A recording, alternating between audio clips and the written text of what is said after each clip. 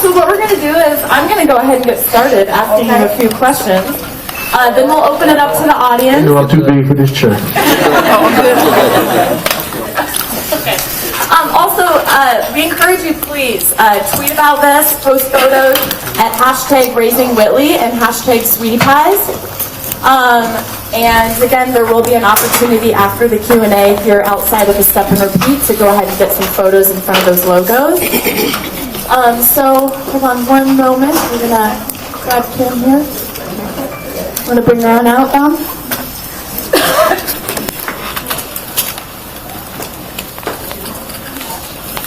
Miss Kim Whitley, everybody.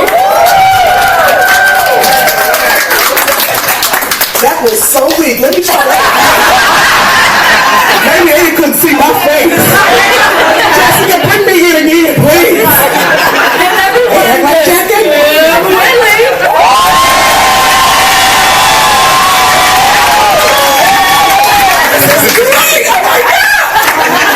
Hi, everyone. You like that? I like that. All right, so I'm going to start off with some lovely questions about our new season. Miss Robbie and Tim, first of all, thank you so much for catering this lovely luncheon. It's so great. Little Charles is back there working. For all of you may not have noticed, he is actually back and working. He's actually working. I don't know how you didn't notice. He's doing something. So we're really excited. The Sweetie Pies brand is, continuing to get even bigger. Miss Robbie and Tim just opened a restaurant out here in LA. We're so excited. They also have a new Sweetie Pies cookbook that just came out. Congratulations on that. And tell us a little bit about, what you're going to see on the new season, this big move out to LA. I know there's a lot of challenges and a lot of stuff involved. Can you tell everybody a little bit about that? Go on, Tim. Because I'm nice. Okay, well, you guys can imagine a group of people from St. Louis moving out here to LA. So, kind of a 2015 Beverly Hills Billies situation. Horse and buggy. Yeah, horse and buggy. You see all them country folk back there? That's all them St. Louis people back there. But the amazing thing, they all moved out here. I thought they were just coming to open the restaurant, but they moved. They all moved. So we got another whole new bunch back in St. Louis. Nobody wants to go back. I can't believe that. They left Miss Robbie. But they did. Good riddance. I heard that. Now you do. All right, and then Kim. Kim Whitley. I forgot I was here. I was listening to your story.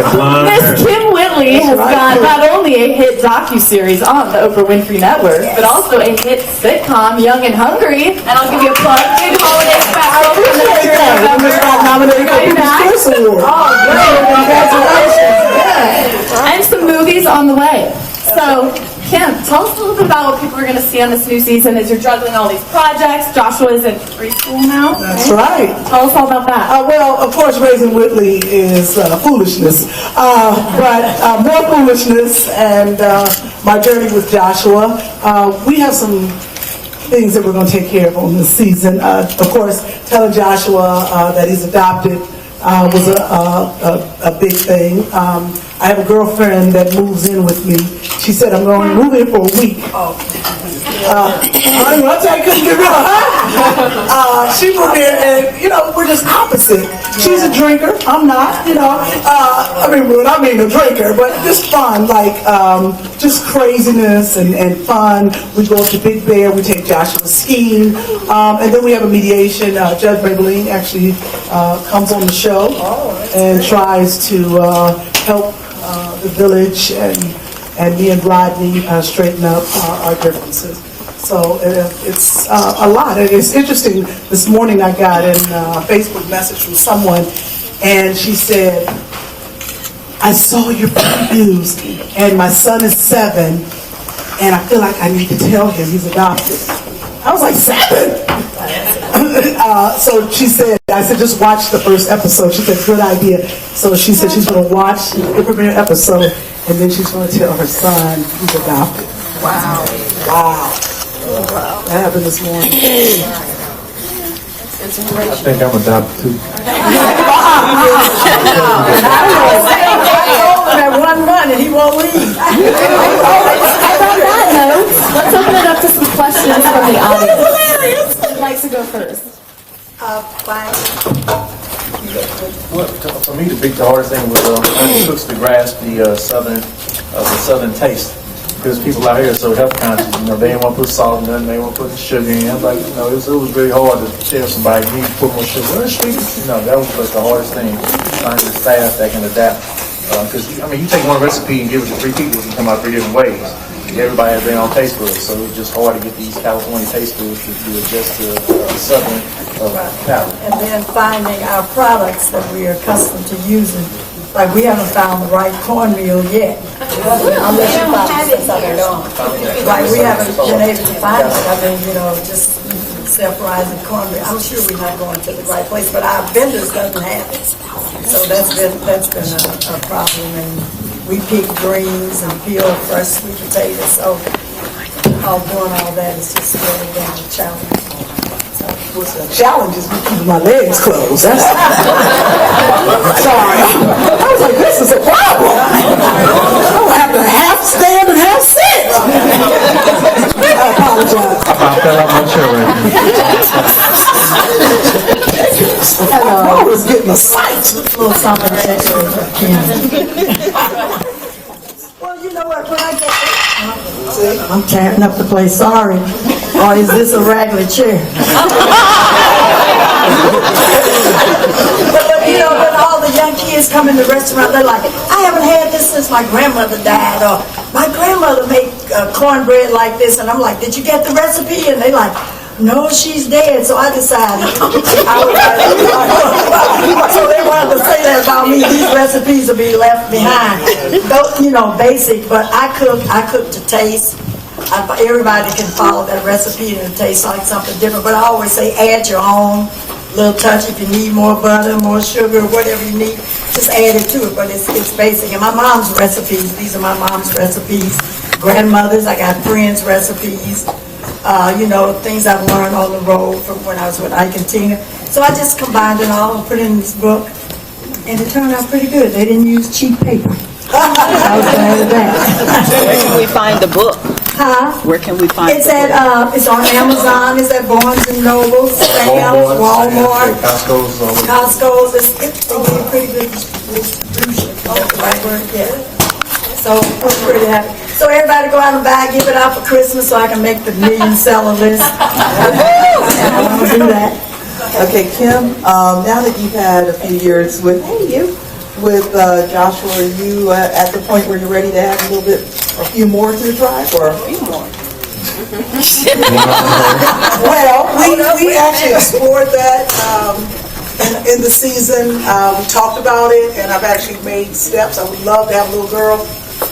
But every time I deal with Joshua in the morning, I was like, what was going to happen to the other one? If I can't get this first one out the door. So Joshua, he asked me for a sister, and I grew up in a family with brothers. So I have friends that are only children. They're a little different. So, sorry, Tim. Right. To your right. So hopefully, yeah, I'm thinking about it, definitely. I'd like to get a man first. That would help. You got Robbie? Rodney, yeah, all right. Next question.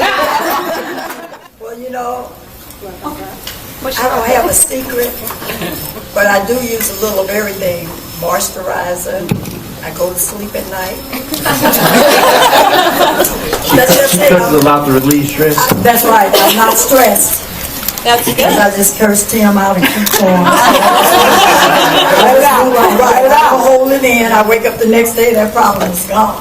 So, but I'm just blessed, and I try and take care of myself. Very lovely. Thank you. Thank you. You don't put none of the chicken grease on your I put the chicken grease when I was a little girl. My mother told me to grease my legs with butter. So I do have big legs. Oh my God, it works.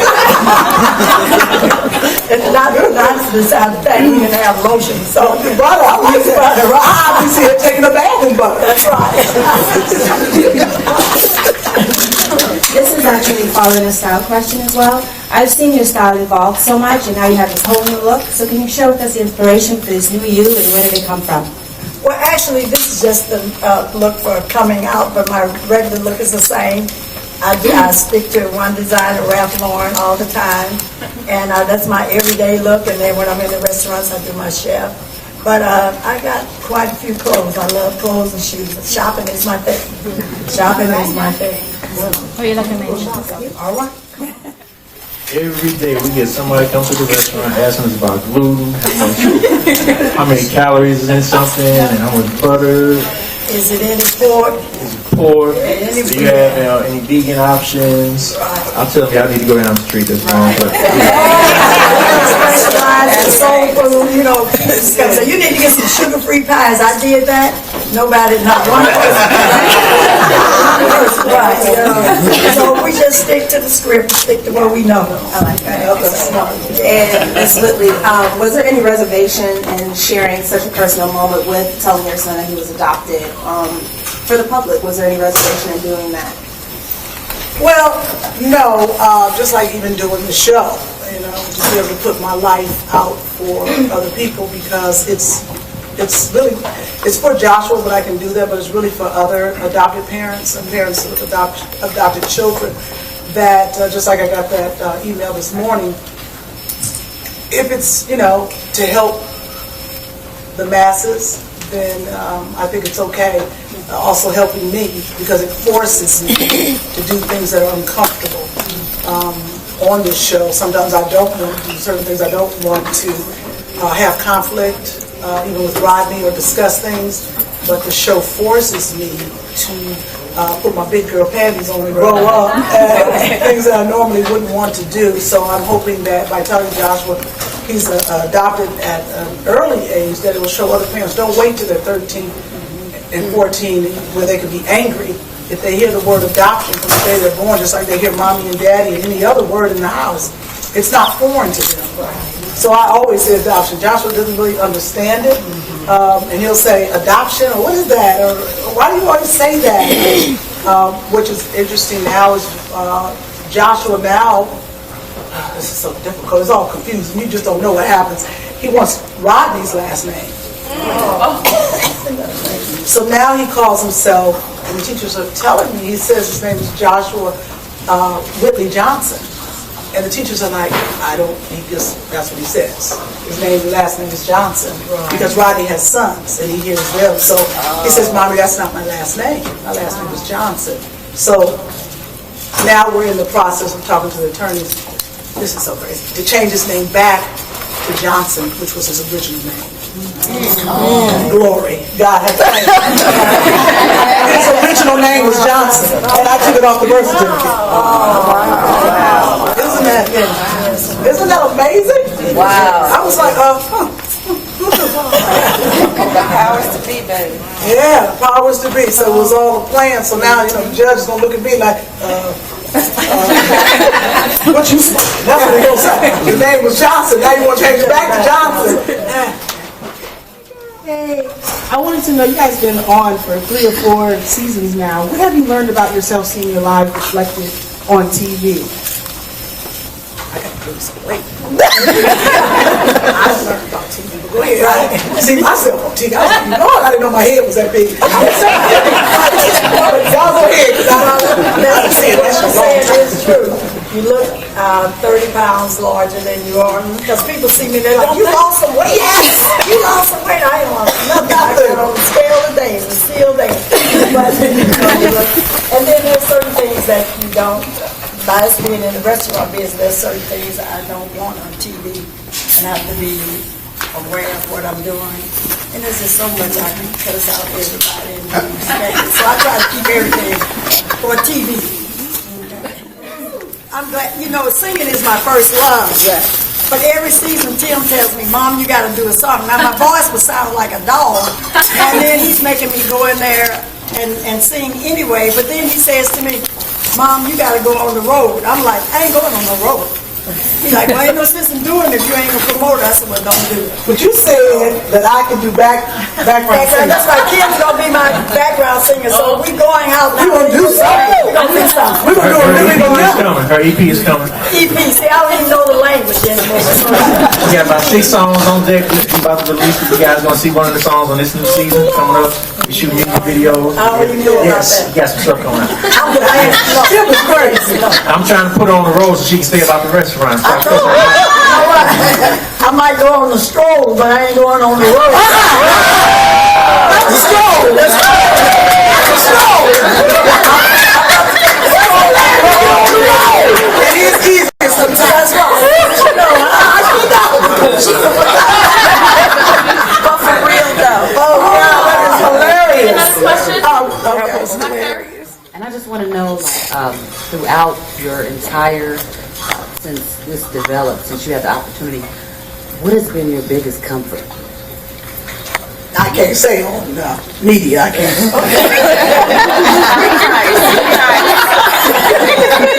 Did you say what is your biggest comfort? I'll let you after this all. My biggest comfort in having so many restaurants, we're able to employ people, and we take pride in employing offenders. So we try to help them out because they have a hard time. As you know, my son wasn't. I think he still is because he offended me. But I mean, we try and give second chances because I've been given a lot of chances. So we're able to do that. So I take comfort in being able to do that. And older people like me, people say, Ms. Robbie, you inspire me to keep going. Because like at my age, most people have stopped and I'm still going. And you ain't seen the last of me yet. I know that's right. We had a conversation. That's right. Oh, I didn't know that's what she meant. Yeah. Oh, I thought she meant like your vices. That's like, right. Oh, that kind of. That's Okay. right. I'm over down on the side too. Yeah, because me and you know what's happening. Okay, that makes sense then. I'll take it that route. I would say the same.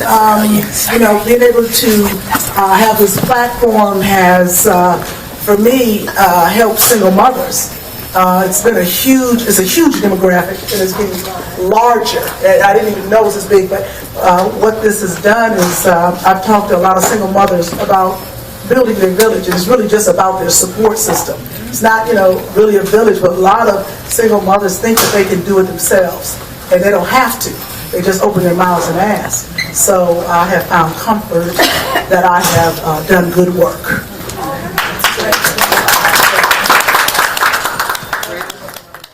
I just want to ask, First of all, I'm single. Let's just get to it. I'm sorry. Go ahead.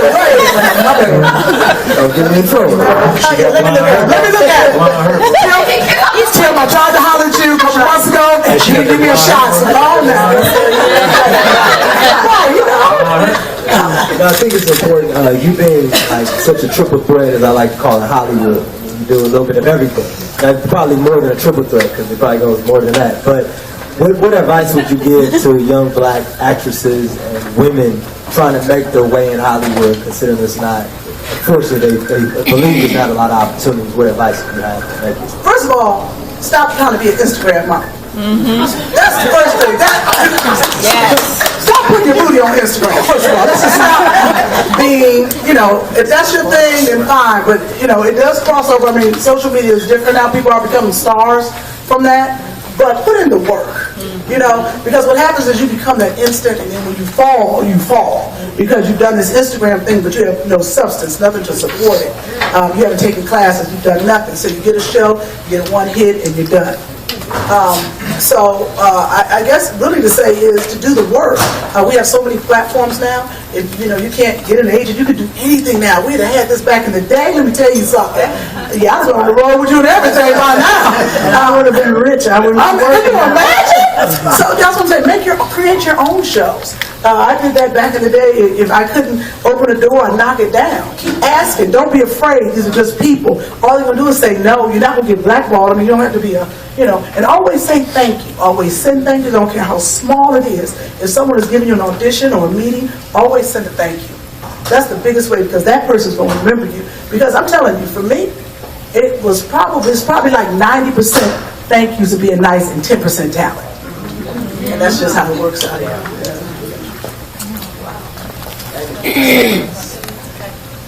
All right, well, this wraps up our Q&A. Hold on. And so then when I was a little girl,